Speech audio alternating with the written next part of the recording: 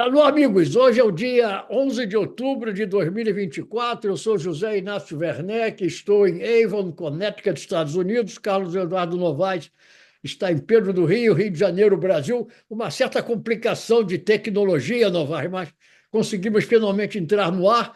E eu quero começar hoje a nossa conversa pela vitória retumbante do Brasil, 2-1 sobre o Chile, ali no chamado apagar das luzes, né, com dois gols de jogadores do Botafogo. Como é que foi essa história aí? Olha, eu não gosto de começar a nossa conversa falando do Botafogo, porque eu acho que a gente espanta os nossos prováveis espectadores flamenguistas, vascaínos, tricolores, mas não resta dúvida de que o Botafogo salvou a seleção brasileira, Os tá? dois gols foram um no fim do primeiro tempo e o E outro no outro fim do no segundo fim do tempo. segundo E, tempo. quer Pois dizer, o é. Chile fez 1-0 com 1 minuto de jogo, não é isso? Foi uma cabeçada lá de um garoto, inclusive, que joga no Atlético Mineiro. É. E não me lembro como é o nome dele, mas ele deu uma cabeçada lá que encobriu o goleiro do Manchester City, que estava servindo a seleção, O Ederson. o Anderson. Certo. É um Exatamente. bom goleiro, aliás, e ele é muito bom na saída de bola. Porque parece que eu estava escutando um comentário no rádio aqui dizendo que o Guardiola fica mais preocupado com que o goleiro jogue com os pés do que com as mãos. É, exatamente. É por isso que o Guardiola gosta dele. O Guardiola contratou o Ederson por causa desta característica do Ederson. O Ederson, eu já vi o Ederson dar Porque ele é passe para melhor zagueiro. gol. É, É. o Ederson da área dele, eu já vi ele dar passe para gol do Manchester United. Quer dizer, dois lances, um passe do Ederson e gol do Manchester United. Ele é muito bom na saída de bola.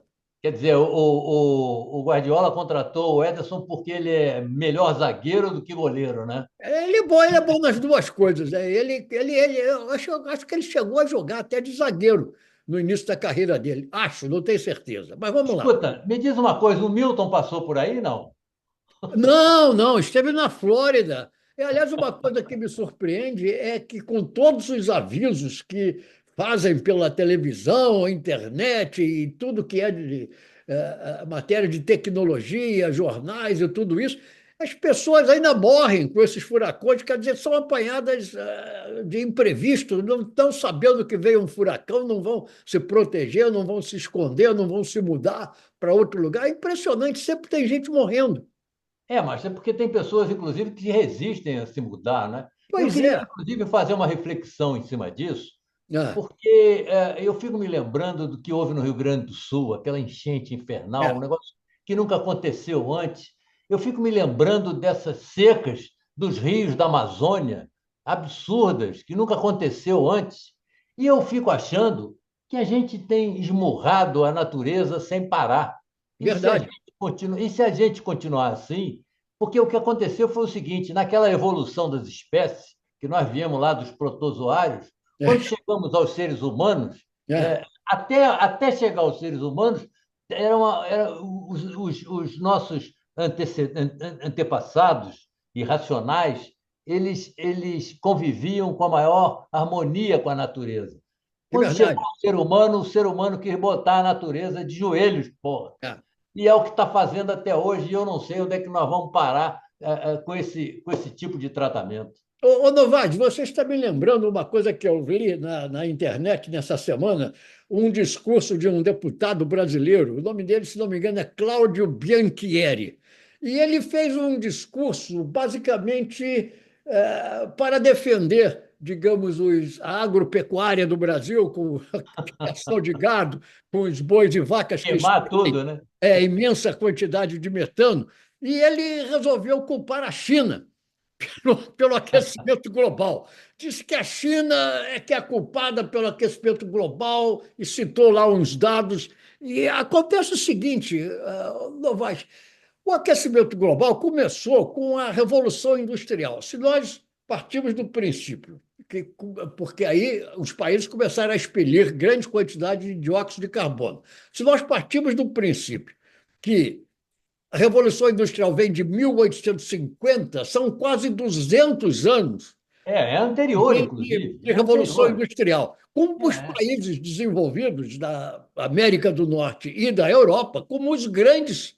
não é? Culpados por lançar essas imensas quantidades de dióxido de carbono na atmosfera. A pobre China, você esteve lá, você sabe muito bem, e apenas nos últimos 50 anos a China começou a se industrializar. Você esteve lá em 1974, você viu que não tinha nada em matéria de. Nada, nada, Começou zero. dali para cá. Aliás, é o único país que mudou de prateleira, que É, mudou de status é, ao longo desse tempo. é, Porque nós continuamos, eu fico ouvindo às vezes o rádio, vendo a televisão, aquela discussão em torno do PIB que diminuiu, da inflação que aumentou e dos juros. É uma conversa que não termina nunca e a gente não sai do lugar. é, A China, na verdade, talvez não sei, a Coreia também mudou de prateleira aí, mas é. a China, mais do que qualquer outro país, deixou de ser um país subdesenvolvido e tornou-se uma potência mundial, porra. Por que Perfeito. isso? Agora, em matéria de contribuir para o aquecimento global, a contribuição da China é muito pequena porque é muito recente, comparada com a dos Claro, Estados Unidos. claro. Historicamente, se nós formos analisar a quantidade de dióxido de carbono que há na atmosfera hoje e de metano que há na atmosfera hoje, os Estados Unidos estão aí com a maior parcela longe disso. Inclusive, outro dia eu vi uma coisa muito interessante, que se a população mundial tivesse o nível de vida, consumisse os bens da natureza na mesma proporção que a dos Estados Unidos, nós precisaríamos de 6 planetas. 6 planetas. Entendeu? Se todos os outros países contribuíssem tanto para a destruição da natureza como os Estados Unidos contribuem. Ao passo que a China, hoje, nós precisaríamos ter. Eu até escrevi aqui, 2, a China seria 2 planetas, Tá, agora deixa eu dizer comparados uma com coisa para os, você. com os Tá. 5,5 planetas que os Estados Unidos exigiriam para que o mundo pudesse sobreviver. Então, a China e o Reino Unido, Deixa, se a população mundial gastasse também os recursos naturais na mesma proporção do Reino Unido, precisaríamos de 2 planetas. Agora, a China tem uma população 21 vezes maior do que a população do Reino Unido. Então, a contribuição de cada cidadão chinês é ínfima. E aí vem o nosso amigo aí botar. Isso me lembra Sabe o aquela. que que é? Deve ser um cara que acha que comunista ainda está por aí comendo criancinha, que nem o Bolsonaro, porra. Deve ser, Essas porque eu me pessoas que lembro. ficam aí com essa loucura de que o comunismo está por aí, está batendo na porta, está comendo criancinha, está É, embaixo da cama. Que loucura! Nem a nós, China é mais comunista, porra. nós dois temos idade suficiente para lembrar que, historicamente, a imagem que se tinha da China era da fome. As pessoas passando fome. Ah, Inclusive, havia uma música no Carnaval brasileiro: o chinês come somente uma vez por mês. Lá vem o seu cheiro da ponta do pé. Lig, lig, lig, lig, lig, lig. Lá vem o seu cheiro da exatamente. ponta do pé. Coitada da China. Mas vamos adiante. O que mais que você tem para falar aí? Não, eu queria falar, aproveitando que a gente está nesse tema, que saiu agora, inclusive o New York Times publicou, uma pesquisa que saiu numa revista chamada Natural Aging, Ah, dizendo que os limites da vida humana já estão estabelecidos, que não há possibilidade de nós irmos além, eles dizem aqui, dos 87 anos em média. em Em média. média. Eu Em estou com média. 87, eu estou lá em cima já, ali na Não há marca do possibilidade pênalti. de nós irmos além, a não ser que haja aí uma reviravolta, que se descubra uma forma do ser humano viver mais. Porque ele disse que, inclusive, essa pesquisa fala, inclusive, que nós já alcançamos o teto, porque no século XX houve um crescimento drástico, fantástico da média de vida do ser humano ao É longo do verdade. Por século causa do XX. progresso da medicina. A Eu, medicina, eu, eu, dos eu li alguma. antibióticos, isso, É, dos antibióticos e do saneamento das águas e coisas desse tipo. E agora, depois, incorporaram também um avanço tecnológico, além do avanço da medicina. Mas essa pesquisa, feita por um professor lá de Illinois, da Universidade de Illinois, em Chicago, ele fala que, a não ser que se descubra aí um pó mágico, alguma coisa parecida, a média será de 87 anos, porque nós já chegamos ao limite dessa experiência humana, digamos. eu li também alguma coisa a respeito, e o que eu me lembro de ter lido é que o homem, quer dizer, a humanidade, o ser humano, morre quando ele perde a capacidade das suas células se subdividirem. As células humanas sempre se subdividem, e assim nós vamos adiante, adiante, adiante, sempre uma mudança, uma reprodução das células, umas morrem, as outras surgem. Mas chega um limite em que eles dizem que, teoricamente, está com 125 anos, em que é impossível as células humanas se subdividirem. E aí a vida humana não pode ir além disso. Mas outro dia eu li também no New York Times que há um cientista aí que fez uma aposta, veja bem, fez uma aposta com um outro cientista de que há hoje na Terra um ser humano, uma pessoa, não é? Que ainda vai chegar aos 150 anos de idade por causa do progresso da medicina e da ciência em geral. Vamos ver.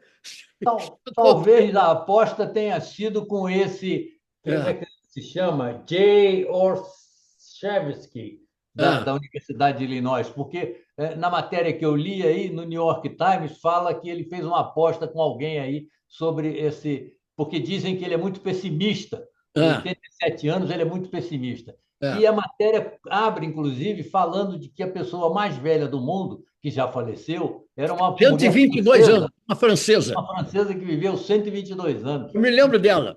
Eu me lembro É. dela. Você foi contemporâneo dela? Não, eu ainda peguei ela viva.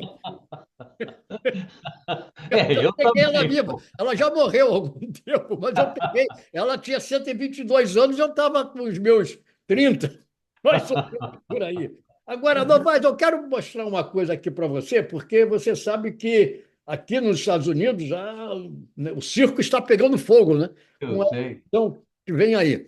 Fala E do seu voto ausente. Pois é, vou falar sobre isso. Eu não sei se existe esse voto do ausente no Brasil, porque eu vou estar Não. ausente, eu vou viajar, dentro de um pouco mais de uma semana, eu vou justamente para o Rio de Janeiro.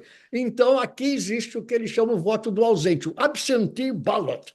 Aí eu quero mostrar, porque o pessoal do Donald Trump faz uma onda danada, corrupção, fraude eleitoral, tudo mentira. O Donald Trump perdeu a eleição de 2020, até hoje não reconhece, e já está dizendo que se perder de novo é porque vai haver fraude eleitoral. Não tem fraude eleitoral nenhuma. E uma das coisas que você vê como é seguro o sistema, aqui está o meu voto de eleitor ausente. Eu já estou com ele preparado. Vou botar no correio na terça-feira, porque segunda-feira aqui é feriado. Na terça-feira eu vou botar no correio, vou te mostrar aqui, ó. Veio um envelope dentro, tudo eles estão. Primeiro, eu comprovei que eu existo e que moro aqui. Então, eles me mandam isso para minha casa, aí eu preencho. Tem dois envelopes: tem um envelope exterior e tem outro envelope interior que eu tenho que assinar para provar que sou eu, datar, e aqui vem a cédula. Aqui está o meu voto, hein? Está aqui. Tá votando em quem? Aí, ó, está aqui. Aí, Deve onde ser secreto. tudo Ah, preenchido, não sei se dá para ver, está vendo aí? Kamala Harrison, Tim Walz, tá. né? Chris Murphy, que é o candidato a senador, tudo com o Partido Democrata. Eu Ah, sou bom. Tá democrata. bom. Então, só para mostrar uma curiosidade, né? Porque o pessoal do Donald Trump está sempre contando mentiras. Aliás, uma das mentiras do pessoal do Donald Trump agora é que o governo de Joe Biden criou esse furacão da Flórida. Veja só, o governo criou o furacão na Flórida porque Ah, meu A Deus. Flórida tem um governador do Partido Republicano. Então, É, pura sacanagem, é verdade, é o verdade. governo de Agora, Joe Biden. por Ah, falar em eleição, deixa eu dizer a você que há uma disputa aqui que está tomando as manchetes dos jornais e das mídias em geral, que é a disputa do segundo turno lá em São Paulo, estou acompanhando. entre o Nunes e o Boulos. E saiu uma pesquisa ontem dizendo que o Nunes tem 55% dos votos e o Boulos tem 33% dos votos. Porque o pessoal daquele porra louca do Marçal É. todo tá todo inclinado, claro, tudo de direita, está todo inclinado para votar no Nunes. Agora, um dado curioso é o seguinte: é que o Boulos, no primeiro turno, perdeu mais de 50 mil votos, porque as pessoas votavam o número do PT achando que, como ele estava lá com o Lula toda hora, achando que ele era do Partido Trabalhista. E não era, Certo. ele era do PSOL. Então, ele perdeu 50 mil votos. E a diferença no primeiro turno do Nunes para ele foi de 25 mil votos. Quer dizer, se essas pessoas voltassem certo, ele teria ganho o primeiro turno, o que não significa que ele vai ganhar o segundo. É. Mas vamos torcer para isso. É que falta de informação, né? Quer dizer, é uma pena, né? Mas vamos ver o que é que Mas vai a falta acontecer. de informação é generalizada nesse país, né? É. Pô, um monte de coisa acontece aqui por pura falta de informação. E teve um cidadão lá no interior do Piauí que se candidatou a vereador e deixou de ser eleito porque imprimiu o número dele errado, no Certo. Xantim. Então as pessoas votaram num cara que não existia e ele não teve voto nenhum, pô. Quer dizer, a não ser da família, Que coisa, provavelmente. que coisa. Incrível, rapaz, incrível. Poxa vida, eu ia até falar a respeito disso, sobre esse assunto, negócio de eleição. Daqui a pouco eu me lembro. Mas vamos aí, o que mais que você tem aí para falar aí para a gente? Só se eu não tiver mais nada no momento, eu vou falar de um livro curioso que apareceu aqui nos Estados Unidos sobre a história dos dentes.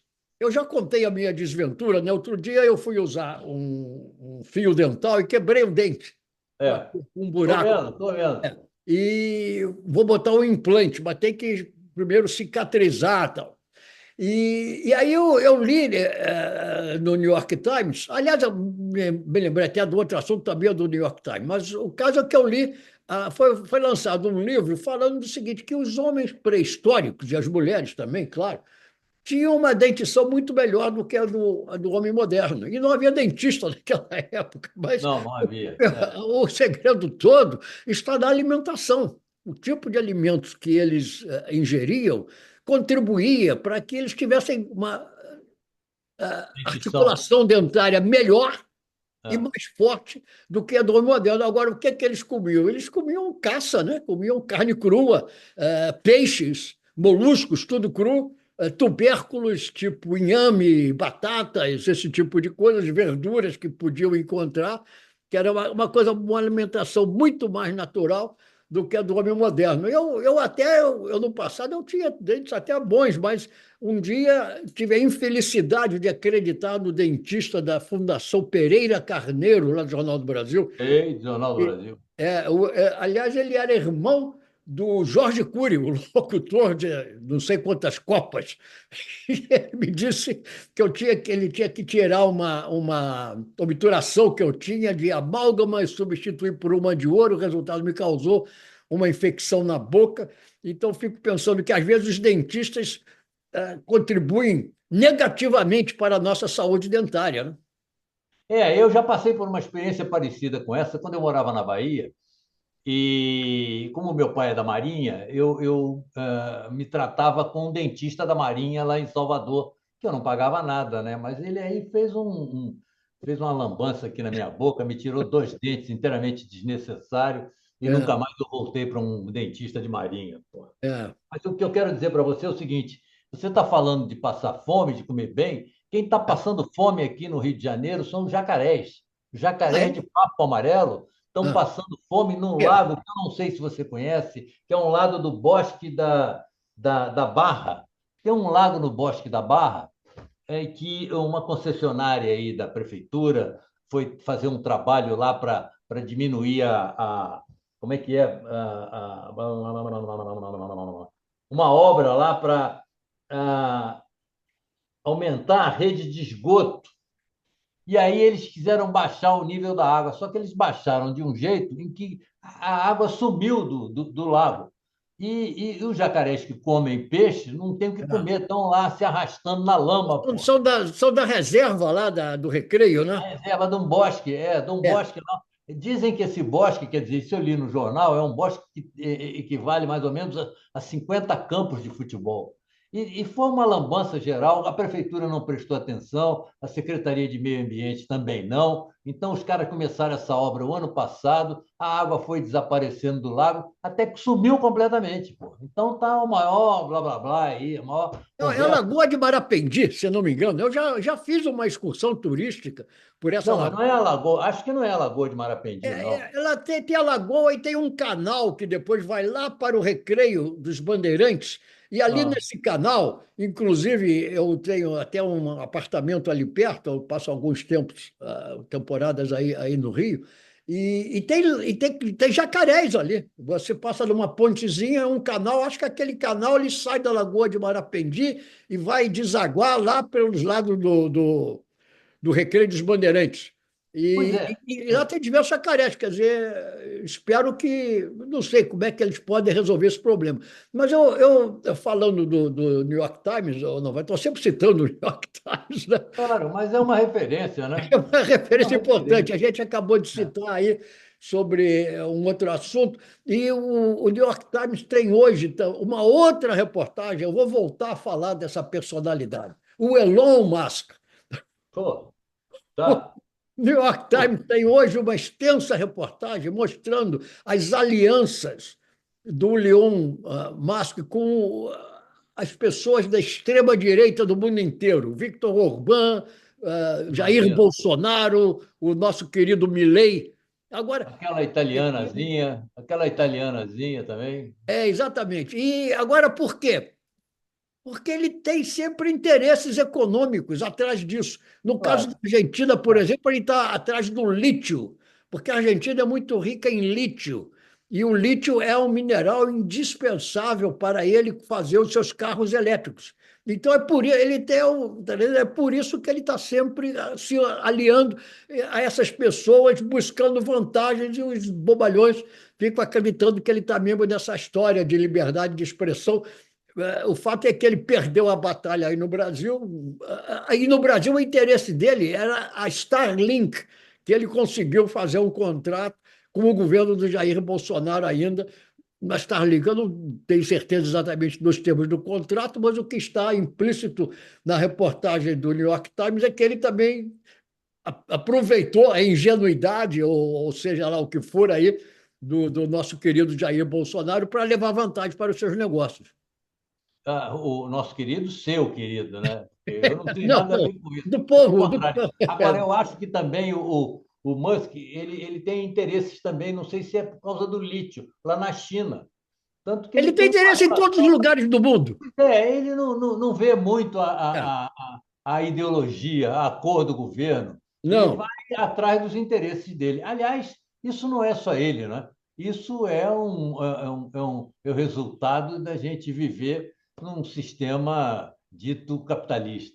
Mas eu estou querendo, agora que a gente já está terminando a nossa conversa, fazer um tributo aqui ao Rafael Nadal. Diga, eu vou endossar perfeitamente. Está se despedindo, vai se despedir agora, no final em novembro, vai se despedir das quadras depois de 20 anos, sei lá. E eu vi uma pesquisa fantástica, uns números fantásticos do Nadal. O Nadal ganhou 11 vezes o Roland Garros na É, França, que é é, um grande slam. Ele é, ganhou lá 116 partidas e perdeu quatro. é, Ganhou 116 e perdeu quatro. Incrível. é. E ele tem 99 títulos, ele acumulou 99 títulos na trajetória dele no tênis. E o Rafael Nadal era uma figura fantástica, Olha, extraordinária na quadra, era um gentleman, era um cara muito simpático, porra. olha, E Novaes, é uma pena ele ter ficado. uma vez eu assistia aquele que eu considero o maior jogo de tênis que eu presenciei na minha vida, que foi Olha, o Wimbledon, Rafael Nadal contra Roger Federer. era um clássico do Foi um tênis dos mundial. maiores espetáculos que você pode imaginar em matéria de Ah, tênis. Disputaram 5 sets e o Rafael, eu não me lembro exatamente do placar, mas o Rafael Nadal ganhou no tie-break do quinto no set, quinto o set. Roger Federer, mas eram jogadas fantásticas, É, fantásticas. E eu me lembro depois a confraternização, e estava lá aquele australiano, Rod Laver, estava lá olha, o Rod Laver, que foi um grande astro do tênis. isso, e ele está sempre assistindo os jogos aí dos É, grandes fãs na é, Austrália, nos É, e, Estados e Unidos. uma coisa que me chamou a atenção foi o seguinte: o Rod Laver tem 1,70 m, que é a altura normal, e ele perto do Rafael Nadal e do Roger Federer, depois da partida, parecia um garotinho Ah, que eu falo, não. de tamanho, um anãozinho. Não pode chegar aos termos e dizer anão, mas como fisicamente também os jogadores de tênis mudaram. Hoje você tem aí, com facilidade, jogadores de 2 metros de altura. 2 Não, metros, 2 metros inclusive, e não é, dois, 1,98 m. São todos. mas não é só no É tênis, né? No impossível hoje basquete, você no ter. vôlei. Hein? No vôlei, no basquete. É, Eu, exato. É. há uns anos atrás, encontrei o Nussmann, quando o Nussmann era presidente da Nem me Confederação. fale nesse nome, pelo amor de Deus. Pois é, mas encontrei com ele no aeroporto em Tóquio. Graças a Deus, agora temos na direção do Comitê Olímpico Brasileiro o Laporta, um homem que eu Laporte. conheço bem, que veio do triatlo, e espero que tenha uma boa gestão. Mas, por favor, não me fale em Carlos Arthur Nussmann, que foi uma figura realmente deletéria no esporte brasileiro. Mas vamos lá. Não, não, eu encontrei com ele e comentei com ele. Eu encontrei por acaso no aeroporto, no Japão, lá em Tóquio, Narita, e estava comentando com ele. Eu digo, precisa aumentar o tamanho da rede, porque pô, os jogadores de vôlei estão ficando cada vez mais altos, como todos É, os outros, né, de basquete, de tênis e de tudo mais, estão ficando cada vez mais altos, e o jogo perdeu a graça do rally, porque um cara saca de um lado, o outro responde, é uma porrada e fecha. Tanto que eu curto muito mais os jogos femininos que tem rally, que fica a bola 30 é. segundos, 40 segundos para lá e para cá, e dá uma certa emoção. O masculino, por causa da altura dos caras, já não tem tanta emoção assim, porque é uma pancadaria infernal, que não tem resposta, dificilmente. Hoje, um dos melhores jogadores do basquete dos Estados Unidos é aquele francês, né? O Embayama. O Abraham, 2 metros e 24. exatamente, 2,24 m, pô. Onde é que a gente vai parar? Não é? Onde é que nós Porque vamos hoje parar? em dia você pega um daqueles grandes jogadores de basquete do Brasil, no passado, 1,90 m, jogavam de pivô. É, Hoje não dá para jogar nem de armador. Tem que é ter verdade. 2 metros e tanto, porque realmente é uma coisa extraordinária. Agora, não, já que a gente começou falando da seleção brasileira, que está aí nessa grande batalha para conseguir se classificar para a próxima Copa do Mundo, com o Dorival Júnior, ganhando aos trancos e barrancos do Chile, melhorou um pouquinho a sua posição, mas não se sabe ainda se o Brasil vai se classificar. Mas me fala um pouco também do Campeonato Brasileiro. Parece que o seu time, o Botafogo, está com uma vantagem agora maior sobre o Palmeiras. Não, é a vantagem anterior que ele tinha, né? Porque essa vantagem diminuiu quando ele empatou, quando o Botafogo empatou com o Grêmio e o É, Palmeiras ganhou sei lá de quem. Então ficou é, um ponto só de diferença.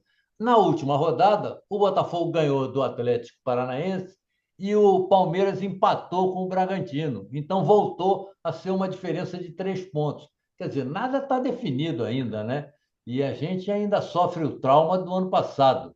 De modo que, de repente, pode ser que o Palmeiras engula o Botafogo aí, que eu espero que não aconteça, pô. Mas o é. Botafogo está bem, está bem. Eu, particularmente, não gosto do Luiz Henrique.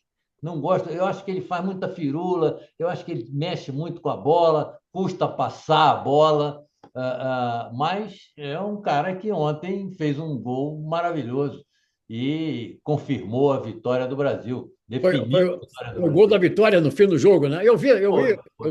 eu vi na internet. Bom, eu daqui a um pouco mais de uma semana estarei aí no Brasil, no Rio de Janeiro, e aí vamos acompanhar, ou vou acompanhar essas coisas todas em loco. Quer dizer, quando é a Maravilha. eleição, o segundo turno da eleição? É dia 27. Dia vinte e vinte e sete agora sete de, agora. de Agora é outubro? outubro. Ah, então É. eu vou estar aí, eu estarei aí. Então vamos conversar sobre isso.